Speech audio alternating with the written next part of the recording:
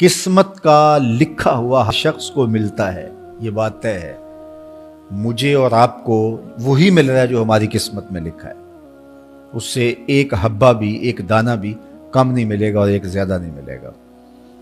صحیح حدیث ہے، بخاری کی دیگر کتب حدیث میں موجود ہے، جب بچہ شکم مادر میں 120 دن کا ہوتا ہے تو 4 ماہ کا جب بچہ شکم مادر میں ہوتا ہے تو اس کی روح پھونکی جاتی ہے، تو فرشتہ آ کے اس کی عمر بھی لکھ جاتا ہے، اس کا شقی و سعید ہونا بھی لکھ جاتا ہے اور اس کا رزق بھی لکھ جاتا ہے۔ تو رزق جو لکھا گیا وہ ہمیں ملے گا، اور جب جب ملنا ہے تب تب ملے گا۔ جو لکھا گیا ہے وہ بہر صورت ہمیں حاصل ہوگا۔ اب وہ جو ہماری قسمت کا رزق ہے اس کے حصول کا ذریعہ کیا ہے؟ بذریعہ حلال ملتا ہے یا اس کے ذرائع حصول کے وہ حرام ہیں؟ تو یہ اللہ کے ذکر کو چھوڑنے کی سزا یہ ہے کہ ملا وہی جو قسمت کا تھا، لیکن دولت عثمان نہ ملی، دولت قارون ملی۔ لکھا جو تھا، مقسوم تھا، ملا وہی، ایک دانہ بھی زیادہ نہیں ملا اور ایک دانہ بھی کم نہیں ملا، لیکن اس کی سزا کاٹنی پڑے گی اس لیے کہ حصول کے ذرائع حرام تھے۔ تو حضرت اکرمہ رضی اللہ تعالیٰ عنہ فرماتے ہیں کسباً حراماً، تو معیشت تنگ کیسے ہوتی ہے؟ بندہ کہتا ہے کہ یہ تو بڑا کما رہا ہے لیکن کما بذریعہ حرام رہا ہے۔ اللہ اکبر۔ بعض اوقات کچھ لوگ محنت کر کے بھی حرام کماتے ہیں۔ ہم نے دیکھا کہ اس گرمی میں جو لوگ مزدوری کرتے ہیں اور بالخصوص لوہے کی بھٹی پہ جو کام کرنے والے ہیں، کتنا سخت کام ہے، لیکن وہاں بھی جو ہے وہ چاہے 15-20 منٹ جو ہے وہ خیانت کر کے اپنے اس رزق کو حرام بنا لیں اور ناجائز کر لیں، اتنی مشقت کے باوجود بھی۔ کیتی کتری پئی کھو محمد پھر سکہ بنیا زردہ۔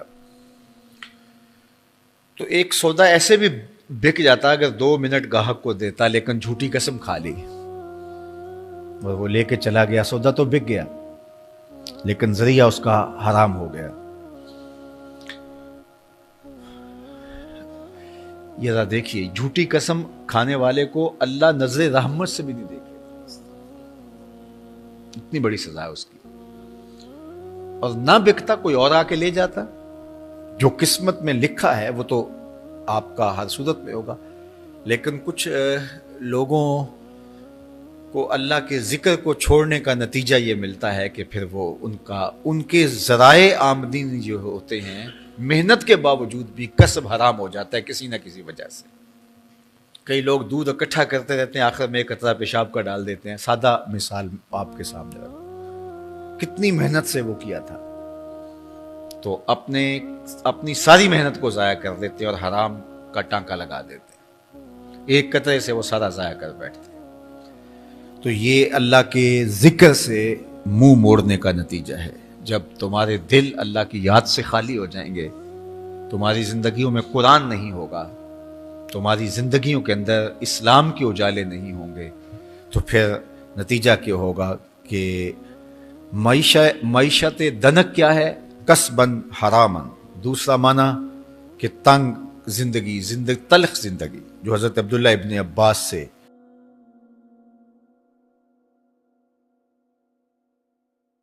یہ امت خلیفہ بلا فصل، خلیفہ اول، امیر المومنین حضرت سیدنا ابو بکر صدیق رضی اللہ تعالیٰ عنہ کی مرہون منت ہے، ان کی احسان مند ہے۔ اقبال نے کہا تھا امن الناس بر مولائے ما، کلیم اول سینائے ما، ہستی او کشت ملت را چوں ابر، ثانی اسنین و غار و بدر و قبر۔ کہتے ہیں کہ وہ شخص جس نے ہمارے آقا و مولا پہ سب سے زیادہ احسانات کیے، اور میرے آقا کریم نے ارشاد فرمایا میرے اوپر جس نے بھی کوئی نیکی کی میں اس کا بدلہ چکا دیا دنیا پر ہی، لیکن ایک ابو بکر ایسے ہیں جن کی نیکیوں کا بدلہ قیامت کے دن رب ہی چکائے گا۔ یہ حضور علیہ السلام نے ارشاد فرمایا، اور پھر فرمایا ما نفعنی مال احد قط، ما نفعنی مال ابی بکر، مجھے کسی کے مال نے اتنا نفع نہیں دیا جتنا ابو بکر کے مال نے نفع دیا. اپنا سب کچھ حضور کی راہوں میں نچھاور کر دیا. مال پیش کیا، جان پیش کی، اولاد پیش کی، وقت دیا، ایک ایک سانس حضور کے نام کر دی. کہتے ہیں حضور علیہ السلام کا سایہ نہیں تھا، لیکن ابو بکر رضی اللہ تعالیٰ عنہ سایہ بن کے حضور کے ساتھ رہے، سائے کی طرح حضور کے ساتھ رہے. بدر کے ساتھی، حضر کے ساتھی، سفر کے ساتھی، غار کے ساتھی، حد ہو گئی مزار کے ساتھی. اللہ اکبر. ایک دن حضور ایسے نکل رہے ہیں مسجد نبوی سے تو کوئی لوگ داخل ہو رہے تھے، تو حضور کے دائیں ہاتھ میں ابو بکر کا ہاتھ تھا، بائیں میں حضرت عمر کا ہاتھ تھا. تو حضور ایسے دونوں کے ہاتھ پکڑ کے باہر نکل رہے تھے، تو کسی کو اندر آتے دیکھا تو اس کو دیکھ کر کے کہا قیامت کے دن ہم قبروں سے یوں ہی اٹھائے جائیں گے، میرے دائیں ہاتھ میں ابو بکر کا ہاتھ ہوگا، بائیں ہاتھ میں عمر کا ہاتھ ہوگا. اللہ اکبر. سیدہ کہول اہل الجنہ، جنت کے بوڑھوں کا سردار کہا. ابو بکر فی الجنہ، جنت کی بشارت دی. عشرہ مبشرہ میں سے پہلا نام حضرت ابو بکر رضی اللہ تعالیٰ عنہ کا ہے. فرمایا میرے 2 وزیر آسمان پہ ہیں، 2 وزیر زمین پہ ہیں. آسمان پہ میرے 2 وزیروں کا نام جبرائیل و میکائیل ہے، اور زمین پہ اوپر میرے 2 جو وزیر ہیں، ایک کا نام ابو بکر ہے، ایک کا نام عمر ہے. تو کیا شان ہے حضرت ابو بکر صدیق رضی اللہ تعالیٰ. ہر نبی کا صحابی عظمتوں کے معراج پہ ہے، لیکن جو شان حضور کے اس جاں نثار کو دی گئی ہے، اللہ اکبر. قرآن نے بھی کہا نا وَثَانِيَ اثْنَيْنِ إِذْ هُمَا فِي الْغَارِ. اللہ اکبر. 2 میں سے دوسرا، اللہ اکبر، جب وہ غار میں تھے. 2 میں سے دوسرا، اس لفظ کی خوبصورتی ملاحظہ کیجئے. 2 میں سے دوسرا.